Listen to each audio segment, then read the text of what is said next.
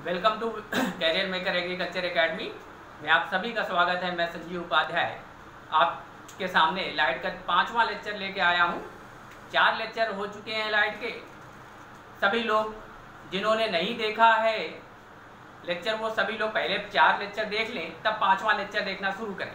जिन्होंने चैनल को सब्सक्राइब नहीं किया है वे सभी लोग सब्सक्राइब करें, चैनल को लाइक कीजिए। अगर आपको कोई समस्या हो तो कमेंट कीजिए, दोस्तों में शेयर कीजिए। आज लेक्चर नंबर 5 मुझे बताना है। लेक्चर नंबर 4 तक हम लोग 4 चीज़ें हो चुकी हैं।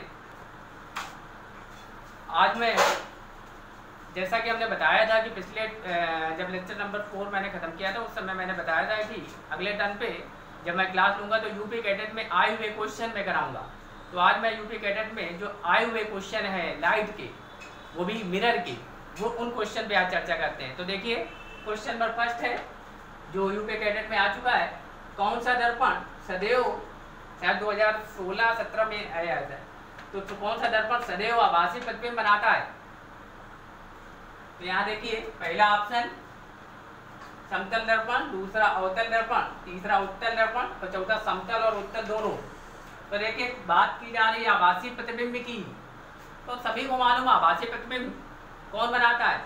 समतल दर्पण में आभासी प्रतिबिंब ही बनता है, ध्यान रखना है सभी को। उत्तल दर्पण में भी आभासी प्रतिबिंब ही बनता है, मतलब उत्तल और समतल हमेशा आभासी प्रतिबिंब बनाएंगे, कभी वास्तविक प्रतिबिंब नहीं बनाते हैं। अवतल दर्पण वास्तविक और आभासी दोनों बनाता है। शुरू के 5 केस में वास्तविक, छठे केस में आभासी। तो ध्यान रखना है। तो कौन सा दर्पण आभासी बनाता है भाई?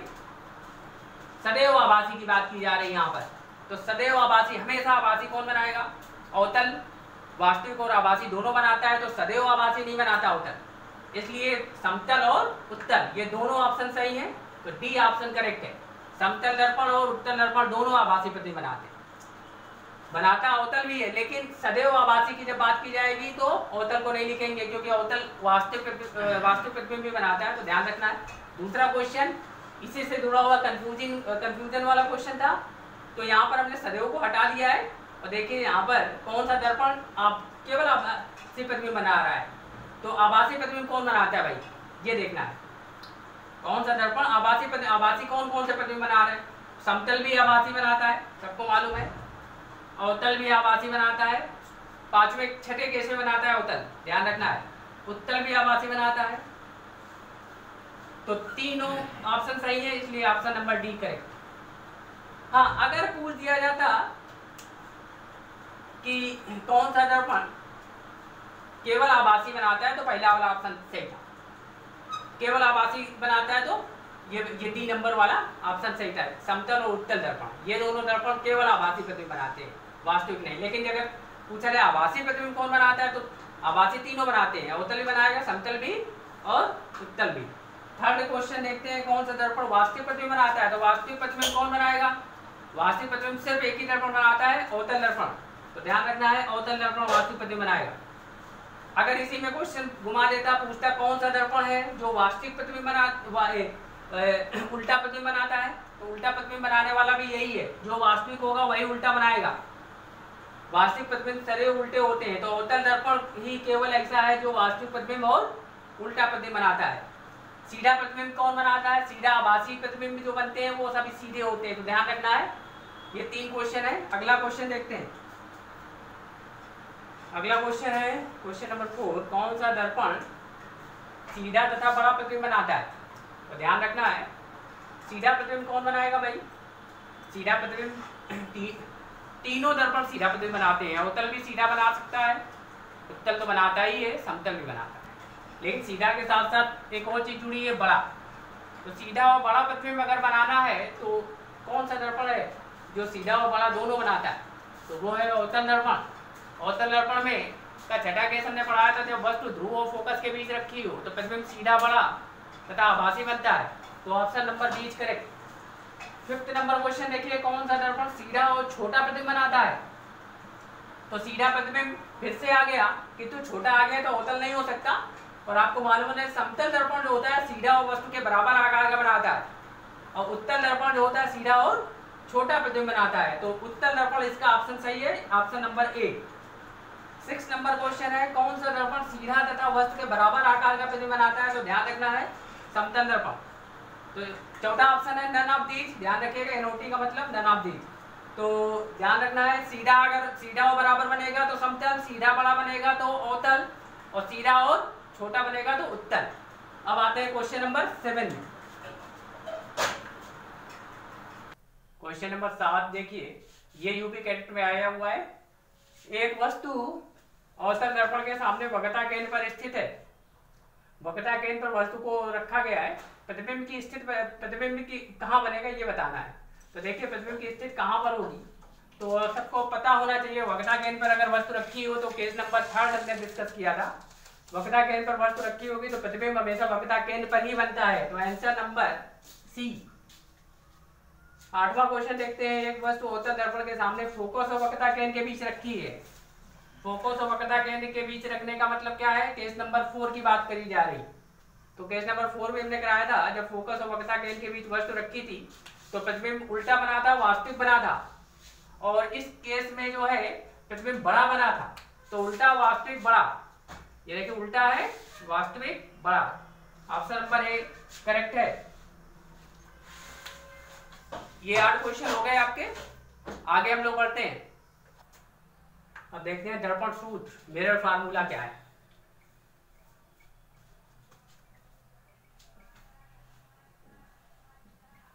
चाहे जो भी दर्पण हो, चाहे उत्तल हो चाहे अवतल हो, सभी में ये फार्मूला लगाना है। ध्यान रखना है, यहाँ लिख दे रहे हैं अवतल तथा उत्तल दोनों के लिए। अवतल तथा उत्तल दोनों दर्पण के लिए।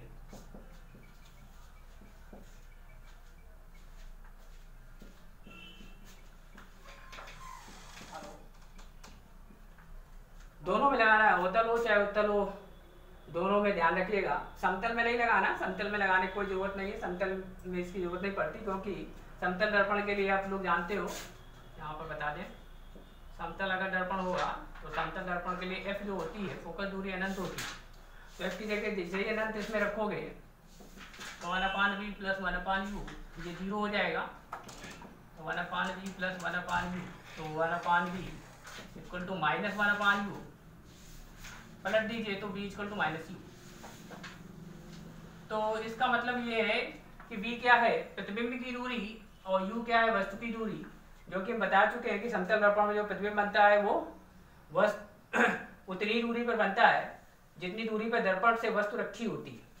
तो इससे यही रिजल्ट आता है। तो इसलिए फार्मूला लगाने की कोई जरूरत नहीं है समतल दर्पण में। समतल दर्पण में मालूम होता है कि प्रतिबिंब कहाँ बनना है। फोकस दूरी समतल दर्पण पता होती है अनंत है। वस्तु की दूरी अगर 10 सेंटीमीटर पे वस्तु दर्पण से रखी है तो प्रतिबिंब भी 10 पे बनेगा। बस एक प्लस में u माइनस में होगा तो v जो है प्लस में हो जाएगा। अब आते हैं अवतल उत्तल में। अवतल उत्तल में ये फार्मूला लगाना है आपको।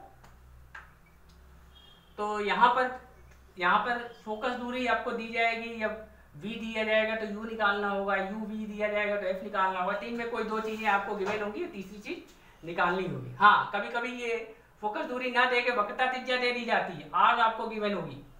अगर r दिया होगा तो r बराबर होता है 2f, तो f बराबर हो गया r/2। तो वहां से r अगर दिया जाएगा तो आप f निकाल लोगे, और u v में एक मालूम होगा तो दूसरा भी निकल जाएगा। तो ये दोनों दर्पण के लिए फार्मूला लगाना है। अब ये ध्यान रखना है किसको प्लस लेना है किसको माइनस, इसको समझते हैं। तो देखिए अवतल दर्पण के लिए पहले बात कर ले हम लोग। एक तरीका तो मैंने बताया ही था आप लोग को, निर्देशांक ज्यामिति से समझाया था तो किसको प्लस लेना है।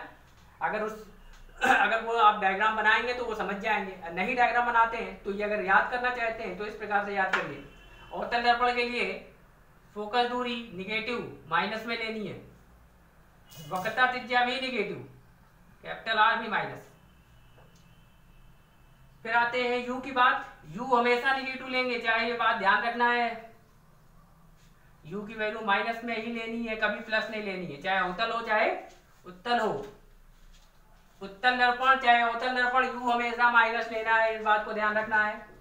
फोकस दूरी और वक्रता त्रिज्या अवतल दर्पण होगा तो माइनस में लेना है। अब आते हैं v की बात करें। प्रतिबिंब की दूरी, प्रतिबिंब v आपको प्लस लेना है कि माइनस, ये देखना है। v प्लस भी हो सकता है माइनस भी हो सकता है, माइनस कब लेना है और भी प्लस कब लेना है ये समझना है। माइनस तब लेंगे जब प्रतिबिंब हमें वास्तविक प्राप्त हो। वास्तविक प्रतिबिंब बने तो v हमेशा माइनस, आभासी प्रतिबिंब बने तो v प्लस। तो ध्यान रखना है, याद कैसे करना है। अवतल दर्पण के लिए याद करने का तरीका u माइनस हमेशा, अवतल हो चाहे उत्तल हो, u सदैव माइनस लेना है। फोकस दूरी अवतल के लिए माइनस, उत्तल के लिए प्लस होती है, तो फोकस दूरी f माइनस तो r भी माइनस, इस फार्मूले से देख सकते हो। और v के लिए आपको खाली याद रखना है v कब माइनस लेना है, कब प्लस लेना है। तो v अगर आभासी प्रतिबिंब बनेगा तो v प्लस, वास्तविक प्रतिबिंब बनेगा तो v माइनस। हाँ, एक और बात जान लो, u v f है क्या, f के बारे में बता चुके थे पहले। फोकस दूरी है ये, v क्या है, प्रतिबिंब की दूरी, किससे, ध्रुव से, ध्यान रखना है, ध्रुव से प्रतिबिंब की दूरी।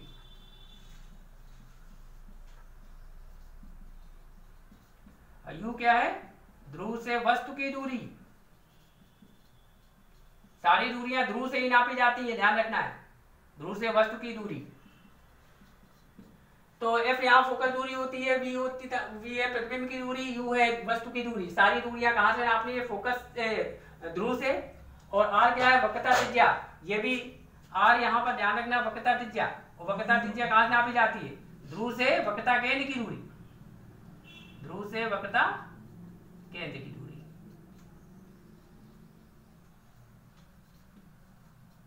तो इस फार्मूले में अवतल दर्पण के लिए बहुत आसान है, f minus, r minus, u भी माइनस, v अगर वास्तविक प्रतिबिंब बने तो माइनस, केवल आभासी प्रतिबिंब में v प्लस लेंगे। और इतनी बात आपको याद रखनी है अवतल के लिए। उत्तल में आ जाते हैं, जरा यहां पर देखते हैं उत्तल दर्पण के बारे में। उत्तल दर्पण फोकस दूरी प्लस, वक्रता त्रिज्या भी प्लस। उत्तल के लिए प्लस लेते हैं, अवतल के लिए माइनस। u हमेशा माइनस, कभी उसमें सोचना ही नहीं है, प्लस चाहे अवतल हो चाहे उत्तल हो, u हमेशा माइनस। v के बारे में, इसमें केवल आभासी प्रतिबिंब बनता है तो प्लस, v यहां पर प्लस लेंगे, आभासी प्रतिबिंब। तो ये ध्यान रखना है, इस प्रकार से आपको याद रखना है। तो आसान है, उत्तल दर्पण के लिए आपको फोकस दूरी, वक्रता त्रिज्या दोनों प्लस लेनी है। तो याद करने का तरीका कैसे, फोकस दूरी उत्तल के लिए प्लस, अवतल के लिए माइनस, ये याद कर लो। फोकस दूरी याद है तो वक्रता त्रिज्या भी वही चीज होगी, प्लस ही होगी। अगर माइनस फोकस दूरी तो वक्रता त्रिज्या भी माइनस। u हमेशा रख लो माइनस है, लिखना ही लिखना है। v के बारे में आपको केवल इतना ध्यान रखना है, अगर आभासी प्रतिबिंब बने तो प्लस, वास्तविक बने तो माइनस। तो वास्तविक प्रतिबिंब अवतल दर्पण बनता है शुरू के 5 केस में, और वास्तविक प्रतिबिंब और आभासी प्रतिबिंब जो है छठे केस में बनता है, तो वहां प्लस लेंगे। तो इस प्रकार से आपको याद रखना है, अगर आभासी प्रतिबिंब बनेगा तो v प्लस, वास्तविक प्रतिबिंब बनेगा तो v माइनस। इस प्रकार से वैल्यू ली जाएगी। ये देखिए एक एग्जांपल है, दर्पण फार्मूले पे एग्जांपल है। अवतल दर्पण के सामने 15 सेंटीमीटर दूरी पर एक वस्तु रखी हुई है।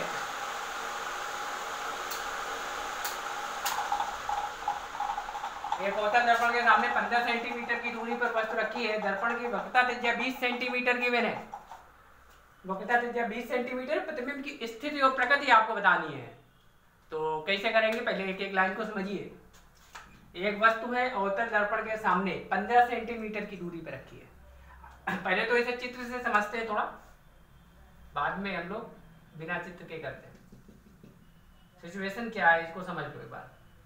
ये अवतल दर्पण है, वस्तु कितनी दूरी पर रखी है, 15 सेंटीमीटर पर, वक्रता त्रिज्या 20 सेंटीमीटर। वक्रता त्रिज्या मतलब ध्रुव से केंद्र की दूरी। ध्रुव है, केंद्र मान लो ये है, सी है इसका, तो सी से पी तक की दूरी कितनी है, 20 सेंटीमीटर। इतना समझ में आ गया। वक्रता त्रिज्या आपको 20 दी गई है, तो फिर आपको वक्रता त्रिज्या 20 दी गई तो फोकस दूरी आपको पता चल जानी चाहिए कि आधी होती है वक्रता त्रिज्या की। तो मान लो फोकस यहाँ कहीं होगा, तो फोकस दूरी ये हो गई 10, आधी हो जाएगी 10 सेंटीमीटर। वस्तु 15 सेंटीमीटर पर रखी है, तो सारी दूरी ध्रुव से नापनी। ध्रुव से 15 सेंटीमीटर है, 10 ये है, 15 20 ये है, 15 इसके बीच में यहाँ कहीं होगी। वस्तु मान लो रखी है, मान लो ये रख दिया हमने वस्तु। इस वस्तु का प्रतिबिंब बनाना है और प्रतिबिंब की स्थिति और प्रकृति बताना है। तो यहाँ से आपको आइडिया लग रहा होगा, अगर देखें कि वस्तु कहाँ रखी है, फोकस और वक्रता केंद्र के बीच। केस नंबर किसकी बात की जा रही है, 4 नंबर केस की। पहला केस था जब वस्तु अनंत पर है, दूसरा अनंत और सी के बीच, तीसरा सी पर रखा है, चौथा सी और अनंत। तो केस नंबर 4 आपको याद है, अगर सी और अनंत के बीच अगर वस्तु होगी तो प्रतिबिंब कहाँ बनता है, सी और एफ के बीच अगर वस्तु है तो सी और अनंत के बीच में प्रतिबिंब बनता है। कैसा बनता है ये भी मैंने बताया था कि यहाँ पर प्रतिबिंब बड़ा बनेगा, उल्टा बनेगा और वास्तविक बनेगा। तो ये एक आइडिया है जिससे आप समझ सकते हैं। अगर आपने सारे डायग्राम बनाए हैं घर में, जो हमने बोले थे सारे केस आप लोग घर में बनाइए, प्रैक्टिस करिए, जो सीखेंगे और इससे आपको आइडिया एक मिल जाएगा। अब करने का तरीका कैसे है, सवाल को करेंगे कैसे, उसको देखते हैं। अवतल दर्पण के सामने 15 सेंटीमीटर की दूरी पर वस्तु रखी है। तो वस्तु की कहाँ रखी है, 15 सेंटीमीटर की दूरी पर, किसके सामने, अवतल दर्पण के सामने। तो वस्तु की स्थिति बताई जा रही है, तो वस्तु की दूरी को u से लिखते हैं 15 सेंटीमीटर। और आपसे बताया था u हमेशा माइनस, चाहे अवतल हो चाहे उत्तल दर्पण की बात हो, u को हमेशा माइनस लेना है। फिर कह रहा वक्रता त्रिज्या आपको दी गई है 20 सेंटीमीटर, कैपिटल R 20 सेंटीमीटर। दर्पण कौन सा है, अवतल, इसलिए माइनस। यहाँ से f निकाल लेंगे, f equal to R/2, R की value -20/2 equal to -10 centimetre. Focus दूरी -10 आ गई। अब प्रतिबिंब की स्थिति और प्रकृति बताती है। स्थिति क्या होती है, प्रकृति क्या होती है, स्थिति का मतलब है v आपसे पूछ रहा है, और प्रकृति का मतलब कैसा प्रतिबिंब बनेगा, उल्टा या वास्तविक, ये बड़ा किस प्रकार से बन रहा है ये बताना है। तो फार्मूला लगाएंगे 1/f equal to 1/v plus 1/v। तो यहाँ पर देखते हैं 1/f की वैल्यू हो गई -10, v आपको निकालना है, u हमें दिया गया -15। तो देखो ये 10 नीचे लिखो चाहे ऊपर लिखो चाहे बीच में लिखो, सबका मतलब एक ही होता है, ध्यान रखना है सबको। -a यहाँ देखना है, -a/b बोलो, चाहे a/-b बोलो और चाहे -a/b बोलो, तीनों मतलब एक ही है। कंफ्यूज मत होना कभी कि सर नीचे माइनस लिखा है तो ऊपर कैसे हो गया। तो नीचे हो चाहे ऊपर हो सब सही है। 1/v, यहाँ प्लस इंटू माइनस हो जाएगा, -15। इसको इधर ले जाइए तो -1/10, ये माइनस का 1/15 है, प्लस का 1/15 आ गया, 1/v। एलसीएम लेंगे, 10 और 15 का एलसीएम 30 और 10 से 30, 3 बार गया, माइनस लगा है, 15 दूना 30 बराबर 1/v। तो v की वैल्यू आ गई यहाँ से क्या, माइनस ये आ गया 1/30। तो पलट दो इसको, तो पलट दोगे तो 30 ऊपर आ जाएगा, 1 नीचे, तो v इक्वल टू -30 सेंटीमीटर। तो प्रतिबिंब की स्थिति आ गई -30। इसका मतलब प्रतिबिंब ध्रुव से 30 सेंटीमीटर दूरी पर बन रहा है। तो ये ध्रुव है, माइनस आने का मतलब इस साइड बन रहा है, प्लस आने का मतलब उस साइड। तो यहाँ चित्र में भी हमने दर्शाया हुआ है, देखो 30 सेंटीमीटर दूरी पर बन रहा है। देखो ये 20 तो यही है और लगभग 10 इधर होगा, तो ये 30 सेंटीमीटर पे ये स्थित है, ये 30 सेंटीमीटर पर ये प्रतिबिंब बना है। तो इस प्रकार से प्रतिबिंब की स्थिति आप बता सकते हो। अब दूसरी बात, इसमें v तो आ गया, पूछा जा रहा है प्रकृति बतानी है इसके साथ साथ। प्रकृति का मतलब कैसा प्रतिबिंब बनेगा। तो याद रखना है c और f के बीच में वस्तु रखी है तो प्रतिबिंब हमेशा जो है उल्टा वास्तविक बनेगा। यहां से भी समझ सकते हैं v माइनस आ गया, v माइनस में भी हमने लिखवाया था, अगर v माइनस आ गया तो इसका मतलब तुम लोग समझ जाओ कि प्रतिबिंब वास्तविक और उल्टा बनेगा।